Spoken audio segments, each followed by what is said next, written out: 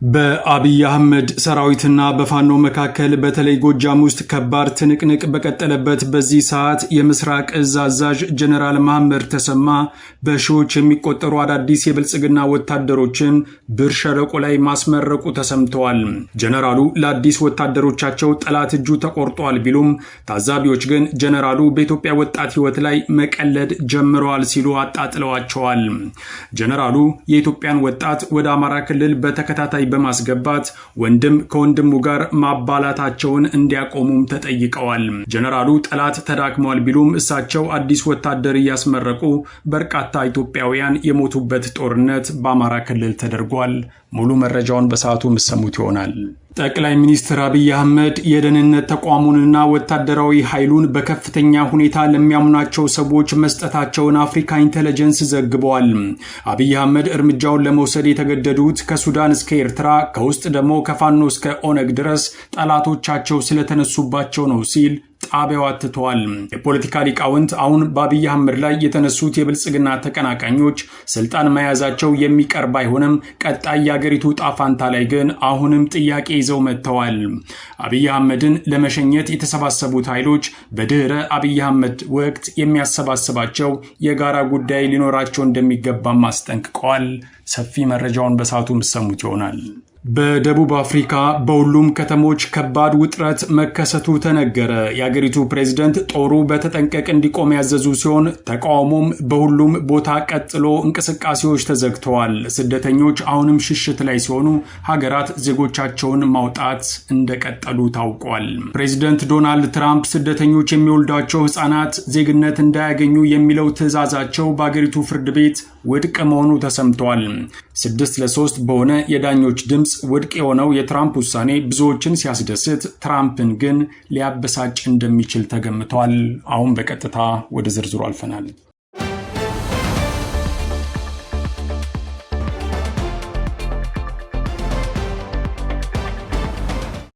በአፋብን ቴዎድሮስ ዕዝና በብልጽግና ሰራዊት መካከል ጎጃም ላይ የሚካሄደው ውጊያ አድማሱን እያሰፋ እንደሚገኝ ታውቋል። የምስራቅ እዝ አዛዥ ጀነራል መሐመድ ተሰማ ዛሬ ብር ሸለቆ ላይ ሌላ ዙር በርካታ ኢትዮጵያውያንን በማሰልጠን ያስመረቁ ሲሆን በሺዎች የሚቆጠሩ እነዚሁ አዳዲስ የብልጽግና ወታደሮች ወደ አማራ ክልል እንደሚገቡ ተገምተዋል። በርካታ ዙር ወታደሮችን በተከታታይ በማስመረቅ የሚታወቁት ጀነራል መሐመድ ተሰማ ለተመራቂዎቹ አይዟችሁ እጃቸው ተቆርጧል የሚል መልእክት አስተላልፈዋል። ጨርሰናቸዋል እጃቸው ተቆርጧል በሚል መልእክት የሚታወቁት ጀነራል መሐመድ ተሰማ የትኛው ኃይል እጁ እንደተቆረጠ ግን ከመናገር ተቆጥበዋል። እንደሳቸው አባባል የብልጽግና ጠላት ከጥቅም ውጪ ከሆነ አሁንም እነዚህ ወጣቶች ለምን ወደ እሳት ይላካሉ የሚል ጥያቄም በመነሳት ላይ ይገኛል። የብልጽግና ጀነራሎች እርስ በርስ የሚሰጡት አስተያየት መጣረዝ የጀመረ ሲሆን ጀነራል አለምሸት መከላከያ ቀውስ ውስጥ ገብቷል ሲሉ እነ ጀነራል መሐመድ ተሰማ ደግሞ ድል አድርገናል ባይ ናቸው። ራሳቸው ግራ ገብቷቸው ሀገሪቱንም ግራ ያጋቡት እነዚሁ ጀነራሎች ፋኖን ማሸነፍ እንደማይችሉ እያወቁም ቢሆን ወጣቱን አሰልፈው ግባ በለው በማለት ላይ ናቸው።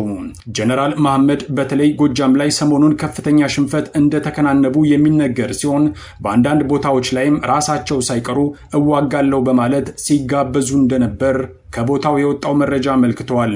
በዚህ ውጥረት ውስጥ ነው እንግዲህ ጀነራል መሐመድ አዲስ ሟች ለመፈለግ ወደ ብር ሸለቆ ማሰልጠኛ ያመሩት። እሳቸው አዲስ ሟቾችን ሲሰበስቡ ፋኖ ሞጣ ላይ ከባድ ጥቃት ሰንዝሮ የብልጽግና ሰራዊት ሩጫ የጀመረ ሲሆን በርካታ የጦር መሳሪያም ተሰብስበዋል ተብሏል። የቴዎድሮስ ዕዝ ወታደራዊ አዛዥ ዝናቡ ልንገረው ውጊያው ተጠናክሮ እንደሚቀጥል ያስታወቀ ሲሆን ከተገኘው ከፍተኛ ድል አንጻር የተማረከ ትክክለኛ መጠንን ለጊዜው ማወቅ አልተቻለም ተብሏል። የብልጽግና ሰራዊት ሰሞኑን አጠቃለው ብሎ ጎጃም ላይ መጠነ ሰፊ ጥቃት ቢከፍትም በቅጽበት ከማጥቃት ወደ መከላከል ወርዷል። ይህም ቢሆን ግን ከፋኖ ብትር ማምለጥ እንዳልቻለ ተነግሯል። ግንባር ላይ ጦርነቱ ሲባባስ ፋኖ በውስጥ ከተሞች ውስጥ በመግባትም የብልጽግና ሰራዊትን ማተራመስ የቀጠለ ሲሆን ትላንት ሌሊት ደብረ ማርቆስ መሃል ከተማ ውስጥ የነበሩ 4 የፌዴራል ፖሊስ አባላት ጥቃት ተፈጽሞባቸው ህይወታቸው አልፈዋል። አሁንም በመላው ጎጃም በሁሉም ሊባል የሚችል ግንባሮች ትንቅንቁ የቀጠለ ሲሆን ጀነራል መሐመድ ተሰማም ዛሬ ያስመረቃቸውን አዲስ ወታደሮች ሰሞኑን ወደ ፋኖ እንደሚልካቸው ይጠበቃል። ጠቅላይ ሚኒስትር አብይ አህመድ ከዓመታት በፊት በሰጡት አስተያየት የኢትዮጵያን በሚሊዮን የሚቆጠር ወጣት እያሰለጠንን ከያፓ የበለጠ ትራጄዲ እንፈጥራለን እንጂ ስልጣኔን አልለቅም ማለታቸው አይዘነጋም።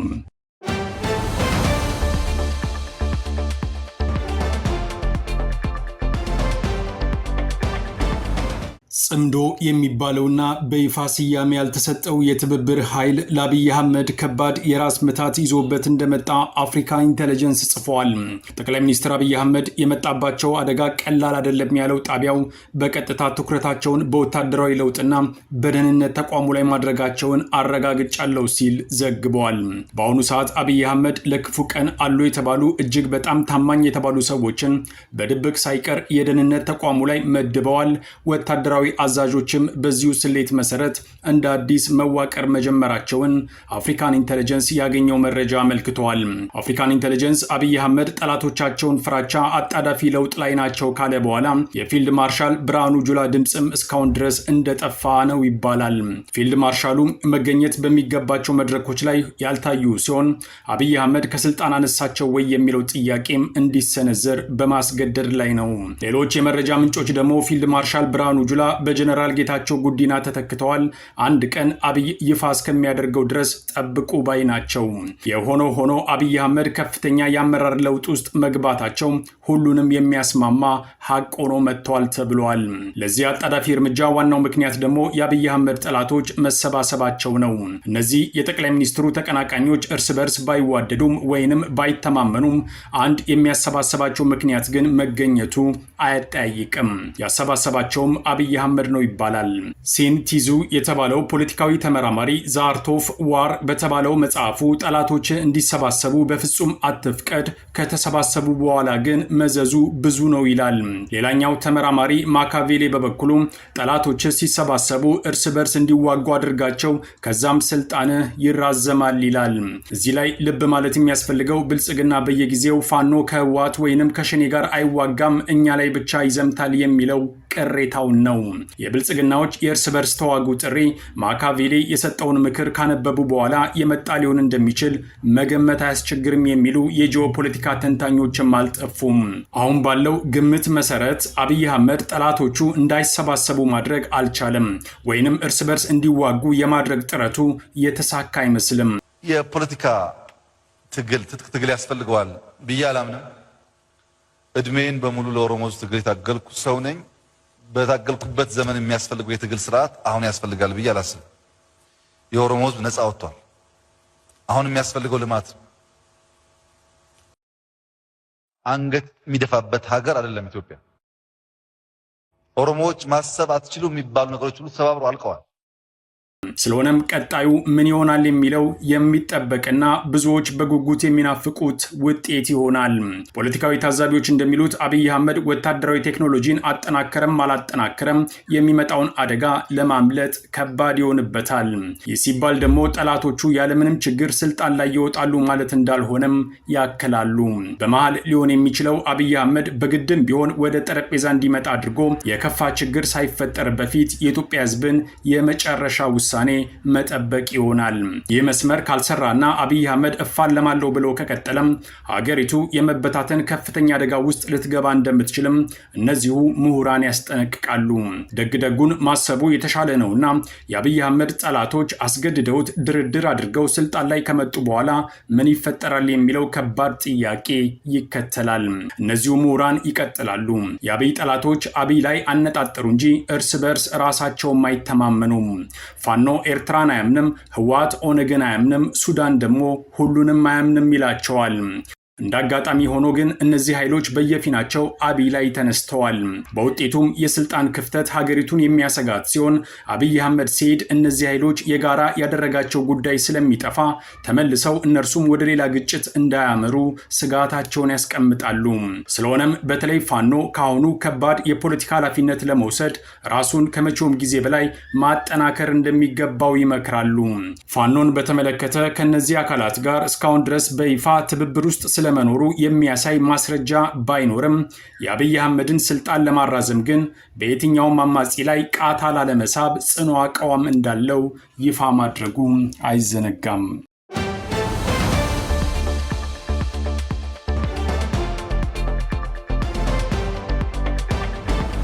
አሁን ደግሞ ከውጭ ወዳገኘነው ዘገባ ስናልፍ ሰነድ አልባ ስደተኞች በአሜሪካ የሚወልዷቸው ልጆች የአሜሪካ ዜግነት እንዳያገኙ ለማድረግ ፕሬዚደንት ዶናልድ ትራምፕ ያደረጉት ጥረት ጠቅላይ ፍርድ ቤት ውድቅ አድርጎታል። የአሜሪካ ጠቅላይ ፍርድ ቤት ዛሬ ባሳለፈው ውሳኔ የአሜሪካ ዜግነት ከሌላቸው ሰነድ አልባ ስደተኞች በአሜሪካ የሚወለዱ ልጆች የአገሪቱን ዜግነት የማግኘት መብታቸውን ለመቀልበስ የተደረገውን ጥረት አግዷል።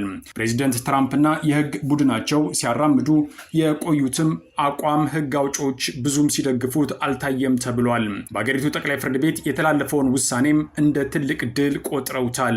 ከ9 የጠቅላይ ፍርድ ቤት የዕድሜ ዘመን ዳኞች አብላጫውን ቁጥር የያዙት 150 ዓመት ያስቆጠረውን በመወለድ የሚገኝ የዜግነት መብት እንዲቀለበስ አልፈቀዱም። የጠቅላይ ፍርድ ቤቱ ውሳኔ ትራምፕን እንደሚያስቆጣም ይጠበቃል ተብሏል። ሰነድ አልባ ስደተኞች ወደ አሜሪካ የሚገቡበትን መንገድ ለመገደብ ሌሎች አማራጮች መፈለጋቸውም አይቀርም እየተባለ ነው። ጠቅላይ ፍርድ ቤቱ የትራምፕን ሀሳብ የቀለበሰው 6-3 በሆነ ሰፊ የድምፅ ልዩነት ነው። የአሜሪካ ዜጋ ካልሆኑና ህጋዊ ሰነድ ከሌላቸው ስደተኞች የሚወለዱ ልጆች አሜሪካ ውስጥ በመወለድ ዜግነት እንዳያገኙ ለማድረግ ትራምፕ ፕሬዚዳንታዊ ትዕዛዝ ለመጠቀምም ሞክረው ነበር። ከዚህ ቀደም ጠቅላይ ፍርድ ቤቱ የስር ፍርድ ቤቶች ፕሬዚዳንታዊ ትዕዛዞችን ለማገድ የሚያስችላቸው ስልጣን ውስን እንዲሆን ሲበይን ትራምፕ ትልቅ ድል ብለውት እንደነበረም ይታወሳል። ትራምፕ ስለዛሬው የጠቅላይ ፍርድ ቤት ገና አስተያየታቸውን ባይሰጡም ከዚህ ቀደም በመወለድ የሚገኝ ዜግነት የህገወጥ ስደት ትልቁ ማግኔት ማለታቸውም አይዘነጋም። ከአውሮፓውያኑ 2015 ጀምሮ የስደተኞች ፖሊሲያቸው በአካል በመወለድ የሚገኝ ዜግነትን ማስቀረት ሆኖ ቀጥሏል። ከጥቂት ሳምንታት በፊት ፕሬዚደንት ዶናልድ ትራምፕ በትሩዝ ሶሻል ማህበራዊ ሚዲያ ገጻቸው በመወለድ በሚገኝ ዜግነት ሰንሰለት ታስረን መኖር አንችልም ሲሉ መጻፋቸውም አይዘነጋም። በምጣኔ ሀብት አያዋጣም፣ የትኛውም ሀገር አያደርገውም ሲሉ ዜግነት የማግኘት መብቱን አጥብቀውም ተችተውት ነበር።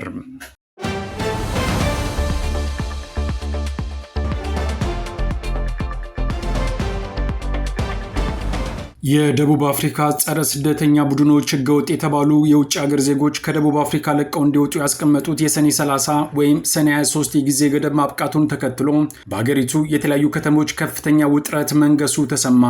የተቃውሞ ሰልፉ ወደ ከፋ ሁከትና ብጥብጥ ያመራል የሚለው ስጋት በሰፊው በማንዣበቡ በሀገሪቱ ያሉ ሰራተኞች ወደ ስራ ከመሄድ ተቆጥበዋል። የንግድ ሱቆችም ተዘግተዋል። እንዲሁም የህዝብ ትራንስፖርት አገልግሎት ሙሉ በሙሉ ተቋርጧል።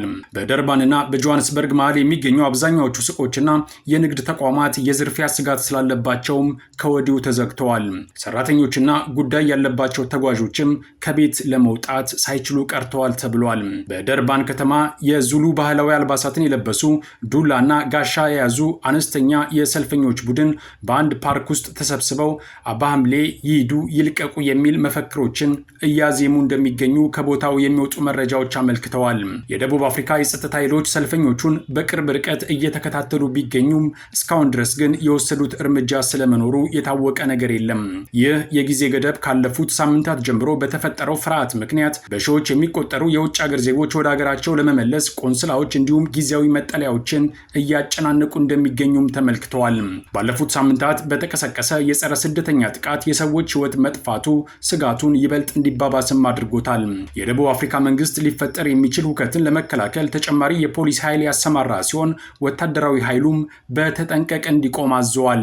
ፕሬዚዳንት ሲሪል ራማፎዛ ሕግ የሚጥሰው አካላት ላይ ጥብቅ እርምጃ እንደሚወሰድም በማስጠንቀቅ ላይ ናቸው። በደቡብ አፍሪካ እየተባባሰ የመጣውን የጸረ ስደተኞች ጥላቻና እንቅስቃሴን ተከትሎ ጆን አለን የተባለ ማላዊ ስደተኛ ጥቂት ልብሶችን በቦርሳው ጠቅልሎ ደቡብ አፍሪካዊት ፍቅረኛውንና የ1 ዓመት ልጁን በሐዘን ተሰናብቶ ከሀገሪቱ ለመውጣት አውቶቡስ ለመያዝ ተገዷል። ጆን አሁን ላይ በደርባን ከተማ በሚገኝ ጊዜያዊ መጠለያ ውስጥም እንደሚገኝ ይናገራል። ህጋዊ ሰነድ የሌላቸው የውጭ ዜጎች በሙሉ ሀገሪቱን ለቀው እንዲወጡ ጸረ ስደተኛ ቡድኖች ያስቀመጡት መደበኛ ያልሆነ የጊዜ ገደብ እስከ ዛሬ ጁን 30 ድረስ ከመጠናቀቁ በፊት ሀገሪቱን ለቀው ለመውጣት ተስፋ በማድረግ ላይ ከሚገኙ በሺዎች የሚቆጠሩ ሌሎች ስደተኞች ጋር ለ4 ቀናት ያህል አውቶቡስ ሲጠባበቁ ቆይተዋል። ምንም እንኳን የደቡብ አፍሪካ መንግስት ይህንን የጊዜ ገደብ ባይቀበለውምና በስደተኞች ላይ የሚደርሰውን ጥቃት ቢያወግዝም ድርጊቱን በቁርጠኝነት ማስቆም ባለመቻሉ ከሌሎች የአፍሪካ ሀገራትና የሲቪክ ማህበራት ጠንካራ ትችትን እያስተናገደ ቀጥሏል።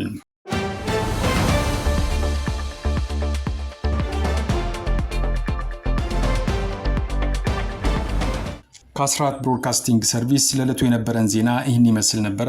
አብራችሁን ስለነበራችሁ ከልብ እናመሰግናለን። በያላችሁበት ሰላም